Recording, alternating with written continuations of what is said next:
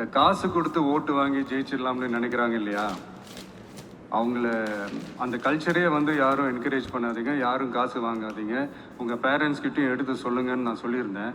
அதை அப்படியே ஃபாலோ பண்ணுங்க. ஆனால் நீங்கள் வேணா பாருங்க அடுத்த வருஷம் என்ன நடக்க போகுதுன்னு. வண்டி வண்டியாக கொண்டாந்து கொட்ட போகிறாங்க. அது அத்தனையும் உங்ககிட்ட இருந்து கொள்ளையடிச்ச பணம் தான். என்ன பண்ண போறீங்க? என்ன பண்ணணும்னு உங்களுக்கு கரெக்டாக தெரியும். அது நான் சொல்லி தான் புரிய வைக்கணும்னு ஒன்றும் அவசியம் இல்லை. அண்ட் மை டியர் பேரண்ட்ஸ், உங்ககிட்ட ஒரு சின்ன ரிக்வெஸ்ட்.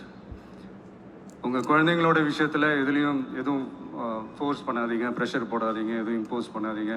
ஃபர்ஸ்ட் ஆஃப் ஆல் அவங்களுக்கு என்ன பிடிச்சிருக்குன்றதை தெரிஞ்சுக்கிட்டு அதுக்கு ஏற்ற மாதிரி வழி நடத்துங்க. நான் டெஃபினட்டாக சொல்கிறேன், எத்தனை தடைகள் வந்தாலும் அவங்கவுங்களுக்கு பிடிச்ச விஷயத்தில், அவங்கவுங்களுக்கு பிடிச்ச துறையில் அவங்க கண்டிப்பாக சாதிச்சு காட்டுவாங்க.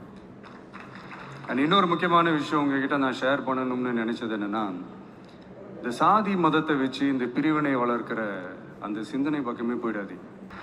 அந்த சிந்தனை உங்களையோ இல்லை உங்கள் மைண்டையோ டிஸ்டர்ப் பண்ணுற அளவுக்கு அதை அலோவ் பண்ணவே பண்ணாதீங்க.